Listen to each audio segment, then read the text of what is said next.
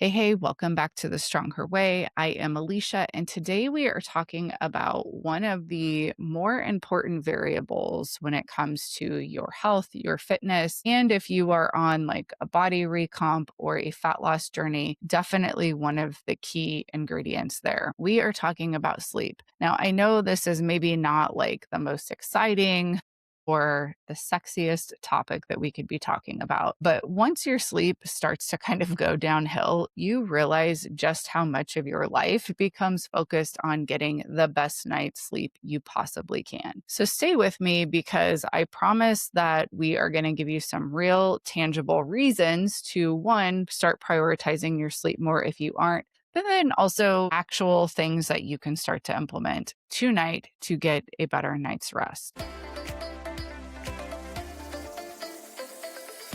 Do you find yourself constantly grabbing convenience food or hitting the drive-thru because of your busy schedule? Are you tired of your clothes not fitting and wish you felt more like yourself again? Does the word diet make you cringe because of past failed attempts that left you hungry and deprived? I'm Alisha, a wife, mom, fitness, nutrition, and lifestyle coach for women. After years of dieting, losing, and regaining the same weight, I realized I needed a new approach.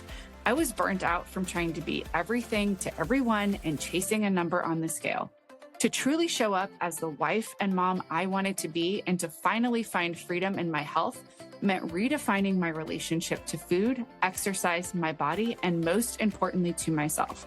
I discovered the power of brain-based nutrition, fitness, habits, and routines to create a healthy lifestyle without restriction or deprivation. And now I'm excited to share everything I've learned with you. If you're ready to follow a simple brain-based nutrition and fitness plan built on habits and routines designed for busy moms and women, you're in the right place. Let's do this together.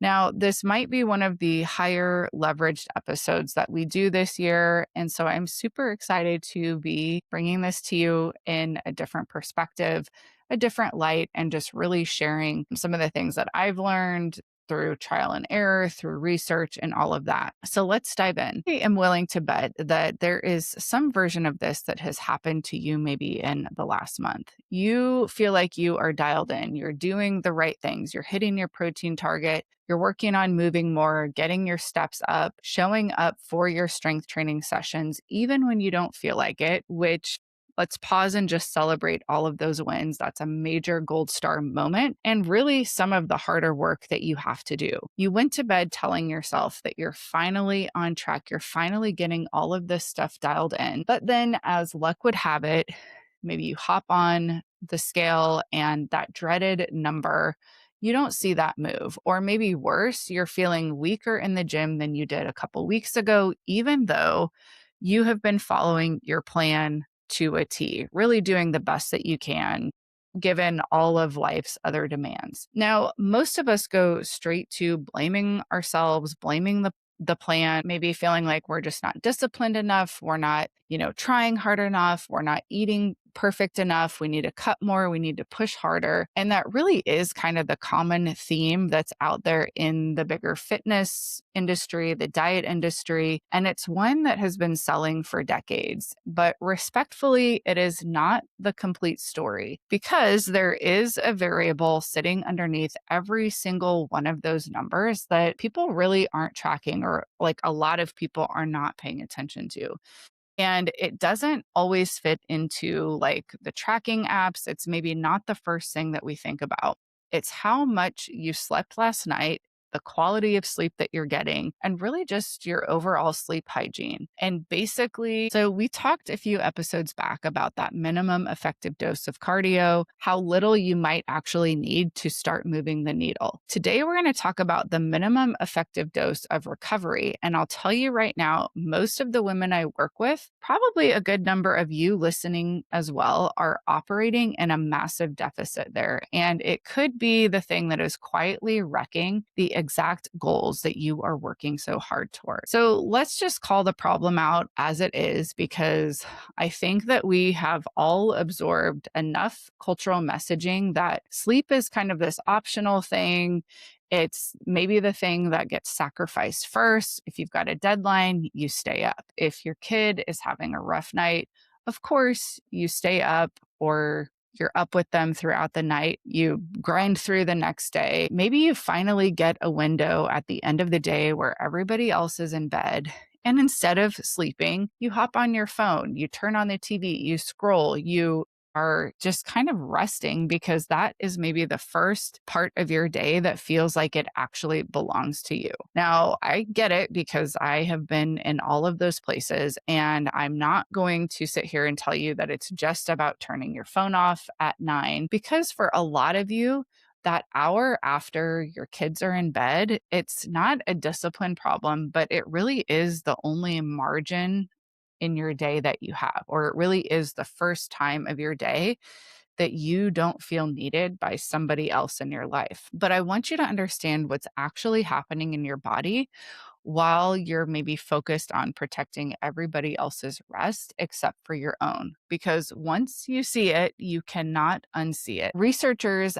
So the study that changes how you should think about this.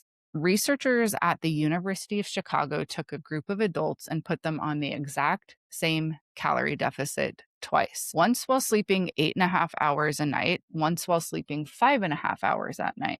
So they had the same food, same calorie restriction, same 2 week period. Both times, the scale moved by roughly the same amount. If you were only looking at the number, you would call both of those attempts equally successful. So it's like, what's the big deal if I'm sleeping 5 hours a night or 8 hours a night? But when they actually measured what came off, so what the scale was actually showing, this is where the story split wide open. The well rested group, so that group that slept 8.5 hours a night, lost weight mostly as fat. However, the sleep restricted group lost half as much fat and made up the difference in muscle loss. So the scale moved the same amount, but they had completely different body comp results underneath all of that. So let that sink in for just a minute, because I think that this is, or really could be, the missing piece for so many of you who feel like you're white knuckling your way through a plan and it's just not working. You might not be under eating, you might not be under training, you might be under sleeping, and your body is making that decision to burn the muscle tissue that you were working the hardest to build instead of burning the fat that you are trying to lose the most of. Now, another thing I want to highlight with that study is that that really goes to show we cannot just rely on the scale number in and of itself. That is just giving us one form of measurement, one data point. It certainly has nothing to do with your value, your worth as a person. And if you're only looking at the number, you could be missing like the bigger picture of what's actually going on. Now, what about hormones? Honestly, with an honest caveat here, there's a hormone angle to this too. And I want to be straight with you about how solid the research actually is, because we want to be talking about evidence-based things here and not just like vibes or anecdotes. Some studies show sleep restriction messing with your hunger hormones, ghrelin going up, so that's the hormone that makes you feel hungrier, leptin going down, which is that satiety hormone that makes you feel fuller. This basically means that you are hungrier and less satisfied at the same time. Now, I want to flag this particular piece might be a little bit more mixed than a lot of fitness content makes it sound. Some studies find a much stronger effect. A more recent review of the pooled data didn't seem to find as consistent of one. So I'm not going to really like hype that piece up or oversell it to you, but I do want to highlight the fact that when you're not sleeping enough, you're still feeling tired or exhausted, it is no lie that your hunger levels do tend to go up. And oftentimes we end up craving more of those like quick carbohydrates because we need just that quick energy. What I am not going to soften though is the fact and the muscle finding that we just talked about, right? Because that one has held up. If you're in perimenopause, I want to name something plainly because nobody really said this to me clearly when I needed to hear it. More than 40 of women in perimenopause report real disruptive sleep problems. That is definitely something that I have been noticing a little bit more. Come to find out, there might be a couple of factors going on for me that I'm working through. But if you're finding you're experiencing hot flashes or night sweats,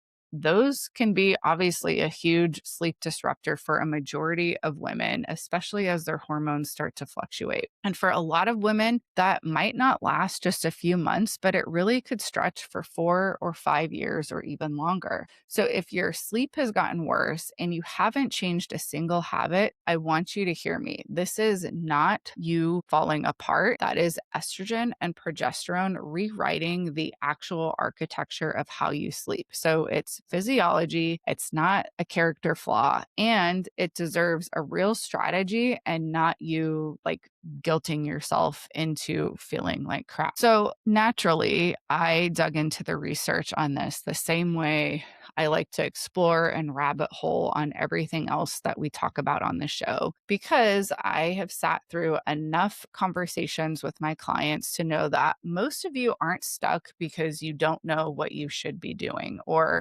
you don't know what a calorie deficit is, if we're going on just sort of the calories in, calories out, which, as you know, I don't think it's that simple. I mean, of course, it's part of the equation, but it's not the entire thing. Rather, you're stuck because the thing that would actually move the needle for you might not seem like the thing that you should be doing. Or maybe you feel a little bit of guilt or shame, or you feel like if you rested more or focused on your sleep, that somehow is not going to be like a big enough lever to pull to actually make a change. Sleep is definitely not glamorous, at least not for a lot of people. Again, like I said, in my 40s, sleep, it seems like I am making so many life decisions based on how that's going to make me sleep at night. Nobody's necessarily, out there posting their sleep tracker. So a lot of times sleep is one of the things that we just don't really think about as one of the things to look at more closely if our inputs and our effort are not yielding the results that we want. So if you're in the thick of perimenopause, I also, of course, lean on researchers like Dr. Stacy Sims, whose whole body of work is built around the reality that female physiology, and especially like in that perimenopausal, menopausal physiology, does not behave necessarily like a smaller version of male physiology. That's not a side note, but really it's a key factor in you kind of consuming different health and fitness information and figuring out like where and how this applies to you as a woman, but as a woman in whatever season of life you're in, but then also taking it a layer deeper in how it applies to you individually. Because I do think that there's a lot more individuality out there than what we initially recognized. So what I actually want you to walk away with is really just four things. We're not, having this huge long list of 40, but four simple things. So one, protect your first sleep cycle. About 70% of growth hormone your body releases each day happens during deep sleep. So this isn't happening in our light sleep, but in that deep sleep cycle. This is the kind that you're mostly going to get in the first stretch of the night if you are going to bed at a consistent time. Growth hormone is one of the primary drivers of tissue repair, which means that every strength training session that you're doing, the actual adaptation, so your muscles getting bigger, getting stronger, the rebuilding of the muscle that you broke down in that session, most of that happens while you're asleep. It's not while we're lifting. So the workout, of course, is the stimulus, which we need, but sleep is where those results actually happen. So if you're cutting that first sleep cycle short, night after night, you're training hard, but you're walking away from the part of the process that turns that hard strength training session into the actual result that you're looking for. So practically, this means a consistent bedtime matters more than a perfect one. So again, we're looking for progress, not perfection. We're looking for consistency, not perfection. So looking at getting to bed at the same time, maybe plus or minus 30 minutes most nights. And anything that tends to disrupt or fragment that first stretch of your deep sleep. So if that's a nightcap, if that's scrolling with, all the lights on, or just that exposure to blue light is working against you in that first sleep cycle. Again, we don't need a perfect routine, but we want something that is boring and that is repeatable. Two, I want you to start training like recovery is part of the plan and not like separate from it. So the number that should actually get your attention, researchers put, here's the number that should actually get your attention. Researchers put healthy adults, so both men and women, through a single night of zero sleep. Then they biopsied their muscle the next day and measured how much new muscle protein they were actually building. One bad night dropped muscle protein synthesis by 18%. Cortisol jumped 21%, testosterone dropped 24%. And that was just with one night of poor sleep.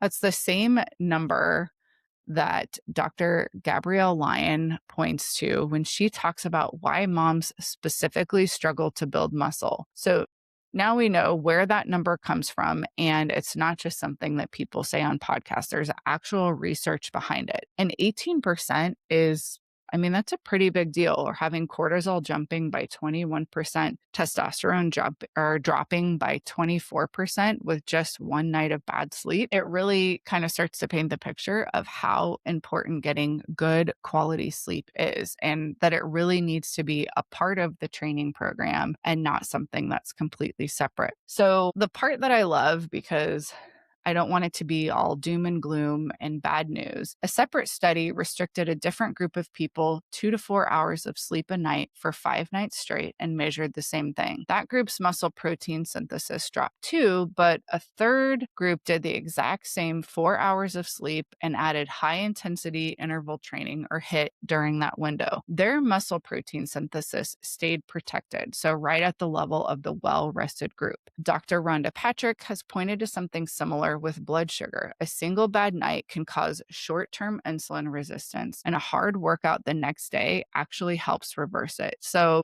a lot of times we think, oh my gosh, I'm super tired. Maybe I just need a day off, or I'm going to just chill on the couch. What we might actually need is to add in some short, kind of high intensity, high effort work to help reverse some of those hormonal things that happen. Now, none of this is a permission slip to never sleep or to just keep doing what you're doing. So I want to be very clear about that. But it is your body telling you it will fight for you even when your week falls apart. So as long as we can keep showing up to train and to do some things. So on the nights that sleep is getting wrecked, either by a sick kid or maybe a deadline that's looming, or maybe you're just having like a hot flash in the middle of the night, I don't want you to use that as a permission slip to completely write off your next day's training session. That session might be doing more protective work than you think. 3, build a wind down routine and system that is going to actually fit your real life. So a lot of times we can see these like amazing routines on Pinterest or Instagram, with like 40 different steps.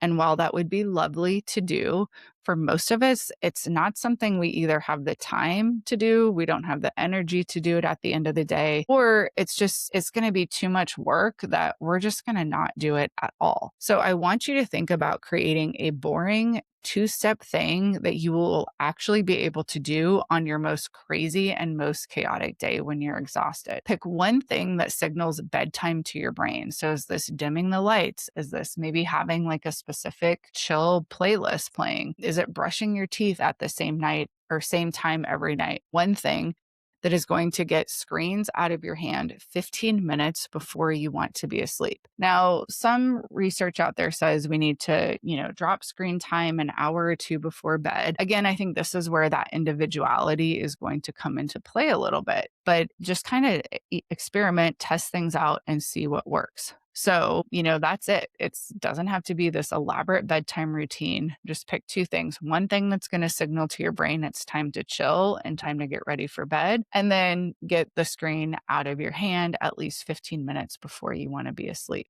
do not let that all or nothing trap show up in your rest and your recovery the same way that it wants to everywhere else. So just be mindful of that and kind of paying attention for where or how that might be showing up here.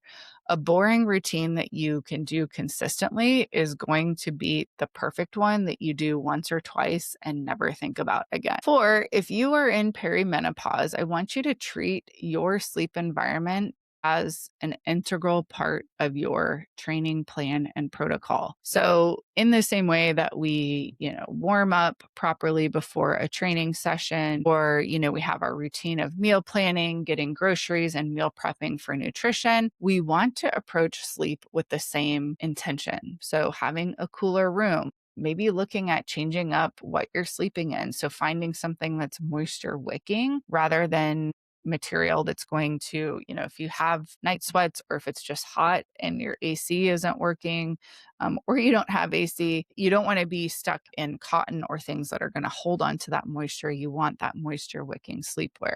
Maybe think about having some layers that you can easily kick off without fully waking yourself up. Again, these seem like small things that might not really move the needle, but when we stack a bunch of those small things together, that's when we start to see the mountains moving, right? So it all adds up when we do all these little bitty things consistently over a long period of time. Now, if night sweats or hot flashes are generally kind of the main culprit wrecking your sleep on a regular basis, there are some things you can do with cognitive behavioral therapy for insomnia. And there's some clinical trial support specifically for perimenopausal and postmenopausal women with hot flashes experiencing some insomnia or insomnia like symptoms. So that would be a conversation to obviously have with your provider. But certainly not anything that you just have to like deal with or handle or try to white knuckle alone. And, this is my new normal. So we, dive in, of course, to the nutrition, of course, to the strength training, of course, to the mindset. But sleep is actually a big thing that we work through in our coaching as well, and that one-to-one coaching as well. Sleep, stress, training, food, all of it is really one system working together instead of all of these separate little individual parts that you're trying to sift through all of the information or you're just white knuckling your way through it. So if you're curious of whether or not that's a fit for you, the consult link is going to be in the show notes and it's completely free for you to take advantage of. So something that we talked about a couple weeks ago is stress. And it's really is this idea that our bodies can't differentiate between the different inputs of stress. It just kind of reads it all the same. In the same way, your body doesn't know the difference between a calorie deficit maybe you chose on purpose or a calorie deficit plus 5 nights of broken sleep. It just knows that your system is being overloaded with stress. And when we are under stress, our system is going to default to protecting itself, which usually means holding on to energy, holding on to those fat stores and pulling energy from the tissue, muscle that's expensive to maintain, but so easy to break down. So you could keep training hard. You could keep being super diligent and intentional with your eating, and you keep getting a result that feels like it's not matching the effort that you're putting in, which can really be such a frustrating and discouraging and even demoralizing place to be stuck. Because from the outside, it looks like you are doing everything right. And you are probably doing so many things really, really well, even better than what you might be giving yourself credit for. But remember, poor sleep also tends to push your cortisol rhythm off track. And elevated cortisol is associated with more fat storage, especially around your midsection, and worse blood sugar control over time. So I want to be careful here because the research on the exact mechanism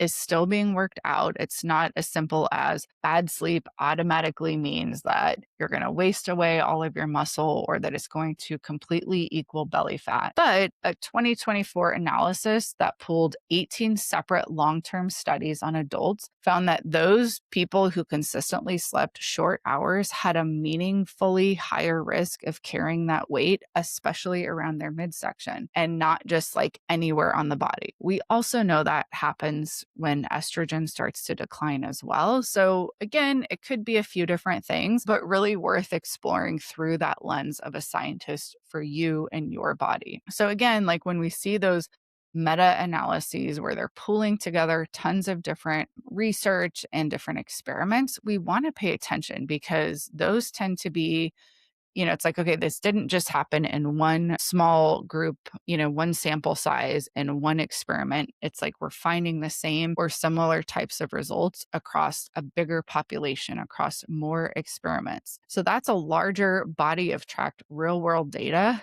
that all tends to point in the same conclusion. This piece of the puzzle that actually matters. And underneath all of this, there's just the exhaustion itself. So this isn't just the physical, but this is the kind where maybe it feels like you have nothing left to give to the people that you love or for yourself because you are giving everything to really being productive and just doing more and maybe nothing to the thing that would actually let your body. Poor sleep also tends to push your cortisol rhythm off track, and elevated cortisol is associated with more fat storage, especially around your midsection, and worse blood sugar control over time. Now, I want to be careful here because the research on the exact mechanism is still being worked out. And it's not just as simple as like bad sleep equals belly fat, but a 2024 analysis that pulled 18 separate long term studies on a variety of adults found that people who consistently slept shorter hours had a meaningfully higher risk carrying that weight specifically in the midsection and not just having, that extra weight go anywhere on the body. So when we see, those meta analyses, that's something we want to pay attention to because it's not just like one small lab study, but it is a larger body of tracked real world data that tends to kind of point in the same direction. And underneath it all, for so many of the women that I work with, there's just exhaustion. It's not even necessarily just physical, but it's the kind that feels like I don't even know if I have anything to give to the people that I love, let alone for myself, right? Because we're so focused on maybe being productive, just doing more and saying yes and all of these things. And we're saying nothing or we're saying less to the thing that would actually let your body use all of that effort that you're putting in. And that's the rest, that's the sleep, that's the recovery. And that's really like what it boils down to when we are treating rest and sleep and recovery as kind of this optional sort of side note. It's not just, maybe the number on the scale stalling, but it's that version of you that's going through your life running on fumes and wondering why what you're doing isn't working or doesn't seem to be working. Now, I want you to imagine though, like there could be a reality that you are waking up before your alarm some mornings, not because like there was some magic switch that was flipped and you're just this entirely different person, but because your body is finally getting what it needs in all of the areas so that it can run the way that it's supposed to. Your strength sessions start producing the results that you have really been working so hard for because the work that you're doing in the gym is now finally being matched by the repair that needs to happen when you're sleeping and you're recovering. You are no longer, wiped out and totally exhausted at the end of the day, but you've got energy left at the end of the day for your kids, to wrap up like a little side project for yourself, for your husband, instead of running on those last fumes with that cortisol spike. You stop treating exhaustion like proof that you are working hard enough, right? So we stop seeing that exhaustion like a badge of honor and we start treating sleep like the training variable it actually is, that it's non-negotiable, just like your protein, just like your lifting. Not because you suddenly have like so much more time, but because you finally understand what it's doing for you underneath the surface, right? A lot of times we think, okay, it's the eating, it's the working out because we can see the effort that we're putting in. When really and truly, like the one thing that might be missing or that might need to be dialed in is the thing that you can't see because it's the thing that's happening while you're asleep. It's because this is what training to build muscle and to build strength looks like rather than just training to shrink our bodies or lose weight. Remember, it's not just about what we do in the gym, but it's about respecting and recognizing that all of the hours of our day matter. And are going to be the things that actually help us eventually reach the results that we're after. So, your homework for this week is to just maybe do like a quick assessment of those 4 areas and pick one of the 4 to start with, right? Whether that's protecting your first sleep cycle, maybe, doing a little bit of training through a rough night of sleep instead of just writing it off, building that boring wind down routine, or just doing an assessment of your sleep environment and making some tweaks there, especially if you're already noticing some things shifting at night due to perimenopause. Remember, we're looking at just one. We don't have to tackle all 4 this week. I want you to do that one thing for the next 7 days and just notice what shifts or what changes for you. And if you're somewhere between knowing better and actually doing better, that is the exact gap that our one-on-one coaching is designed to close. We do those weekly check-ins. You've got access to me as your coach Monday through Friday, and you get a full resource portal to support the work between the sessions. So if that sounds like the kind of accountability, the kind of support, the kind of structure that you need, you can book a free consult using the link in the show notes at thestrongherway.com. And just click work with me and sign up for your consult there. You can also connect with us on Instagram at The Strong Her Way if you are looking to connect there as well. So this is what I have for you today. If this episode hit home, feel free to, of course, let me know what stuck out to you on Instagram, but also feel free to send this to a friend who's really been white knuckling her way through a plan that is clearly not working, right? She probably needs to hear this message too. I will catch you all next week, same time, same place. Now go out there and get some great sleep this week. Until next week, I'll talk to you then. Bye. Thanks for tuning in to The Strong Her Way. If you're ready to redefine your relationship with food, exercise, and yourself, remember, it's all about building habits and routines that fit into your busy life without restriction or deprivation. I hope today's episode inspired you to take the next step on your journey to a healthier, happier you. Don't forget to follow the show so you never miss an episode. And if you found this helpful, please leave a review and share it with other women who need a little extra encouragement. Together, we can all become stronger. Until next time, stay strong and keep moving forward.